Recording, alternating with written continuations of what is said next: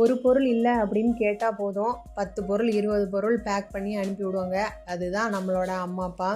எவ்வளோ தூரத்தில் இருந்தாலும் நம்ம பிள்ளைங்க என்ன பண்ணுறாங்களோ, அவங்களுக்கு இது இருக்கோ, இந்த திங்ஸ் இருக்கோ இல்லையோ அப்படின்னு சொல்லி யோசிச்சுக்கிட்டே வாங்குகிற பொருள் எல்லாத்துலேயுமே கொஞ்சம் கொஞ்சமாக பேக் பண்ணி நம்மளுக்கு கொடுத்து விட்டுறலாம் அப்படின்ற ஒரு எண்ணத்துலேயே தான் இருப்பாங்க. இது வேணுமா அது வேணுமான்னு கேட்டுக்கிட்டே வேண்டாம் வேண்டான்னு சொல்லி நம்மளே டயர்டாகி ஒரு கட்டத்தில் கொடுத்து விடுங்கம்மா முடிஞ்சா அப்படின்ற ஒரு ஸ்டேஜுக்கு தான் போயிடுறது. அந்த மாதிரி தான் இன்றைக்கி ஒரு பேக் நிறைய எனக்கும் திங்ஸ் வந்தது. அதில் பார்த்திங்கன்னா பேசிக் ஐட்டம்ஸ் தான்.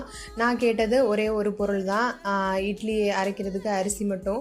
ஆனால் அதோடு சேர்த்து வெங்காயம், வெள்ளைப்பூடு, அப்புறம் புளி, இந்த மொச்சை பயிரெலாம் இங்கே கிடைக்கவே இல்லை. அதனால் அது மட்டும் கொஞ்சம் பார்த்து கொடுத்து விடுங்க அப்படின்னு சொல்லி சொன்னேன். கத்திரிக்காய், உருளைக்கிழங்கு, பச்சை மிளகா, கருவேப்பிலையை பார்த்த உடனே இங்கே நம்ம கடையில் வாங்குகிற கருவேப்பிலைக்கும் அதுக்கும் எவ்வளவோ வித்தியாசம். நல்லா தலை தலைன்னு இருந்தது, பார்த்ததுமே பிடிச்சிச்சு. உங்கள் வீட்டில் எப்படின்னு மறக்காமல் கமெண்ட் பண்ணுங்கள்.